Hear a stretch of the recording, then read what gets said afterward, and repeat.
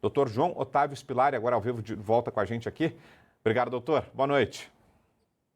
Olá, Vitor. Boa noite. Boa noite aos telespectadores da Band News. Peço primeiramente desculpa aí pelo pequeno problema técnico e Imagina. agradeço desde já a oportunidade de poder contribuir aí num tema tão delicado ao Estado Democrático de Direito, né? Pois é, imagina, a gente que agradece ao senhor pela presença. E como avalia, doutor, essas medidas aí que estão sendo elencadas? E um outro ponto a respeito do qual queria ouvi-lo, muita gente está dizendo que, olha, isso tudo, na verdade, já não era permitido, né? Esses pontos que a gente enumerou agora já eram esperados, né? De um juiz isenção, que ele não se contamine politicamente, que haja transparência nas decisões, enfim, que não atue em casos em que o escritório é parte, né? Tudo isso parece muito óbvio até, né? E bastante claro, né? De fato, já existem leis sobre isso? O código é necessário, doutor João? Primeiramente, até fazendo um breve histórico, né? O Supremo Tribunal Federal, com a Constituição de 88, teve um poder ampliado, né? O Supremo, muitas críticas que o Supremo sofre, elas são indevidas do ponto de vista jurídico, porque o Supremo tem a capacidade, sim, constitucional, de interferir, vamos dizer essa expressão, em outros poderes, através do controle difuso e do controle concentrado de constitucionalidade. Também é verdade, né, que o Código de Processo Civil já trata das questões de impedimento e suspeição, a LOMAN, que é a lei da magistratura aí, que se aplica ao Supremo Tribunal Federal, também prevê todas essas situações. Então, tudo isso realmente já existe uma normatividade a ser aplicada e já em vigência, né?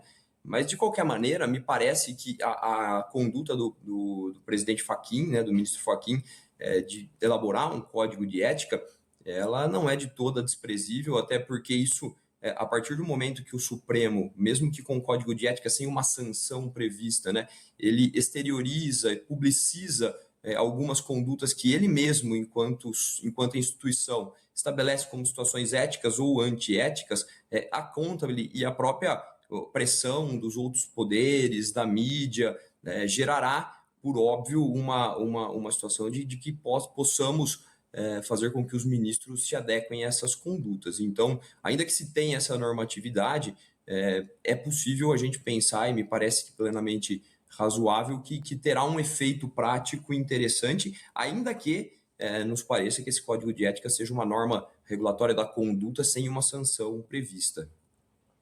E, doutor, o senhor acha que o Supremo seria, de fato, a instância mais adequada para a elaboração desse código, ou seja, os próprios ministros elaborando as regras que vão versar sobre o trabalho deles próprios? Será que isso poderia ou deveria ser feito pelo Congresso Nacional ou não? De fato, a instância correta é o próprio STF. Esse tema é muito delicado, mas me parece que sim, que a instância correta é o próprio Supremo, né? Porque no Estado democrático de direito, me parece que a gente permitir pressão de outros poderes, principalmente num momento como esse, tão sensível, né, da nossa democracia, com algumas alas um pouco mais radicais, que outras questões políticas e econômicas exerçam um poder sobre o direito, né, de tanto complicado até para que o direito consiga, de fato, ter esse caminho autônomo, né? A autonomia dos magistrados não é, como o ministro Fachin muito bem disse no seu discurso, ela não é uma prerrogativa deles enquanto magistrado, mas é o último órgão de barreira do jurisdicionado contra os arbítrios do Estado, né? Então, apesar de o direito tem que procurar sua autocontenção no próprio direito. E aí a gente precisa fazer alguns ponderamentos, né, a respeito, que não se pode confundir jurisdição no sentido de ajuizamento de ações com ativismo judicial, né? O Supremo é um órgão inerte que é provocado, muitas vezes até pelos players políticos, a responder. E, obviamente, que o Supremo também, em algumas situações, comete excesso, não em todas, muitas críticas são indevidas, mas o Supremo deve aplicar o ordenamento jurídico. Então, me parece que sim, que o caminho não é permitir que outros poderes venham a fiscalizar. Existe um risco muito grande, a gente já debateu em alguns outros momentos da nossa república aí a possibilidade de crimes de hermenêutica, né, crimes de interpretação judicial. E me parece que com o código de ética, com esse código de conduta dos ministros, por eles mesmos elaborados, obviamente que existe essa preocupação, mas isso gerará essa publicização dessas condutas e uma maior cobrança e possivelmente uma conduta menos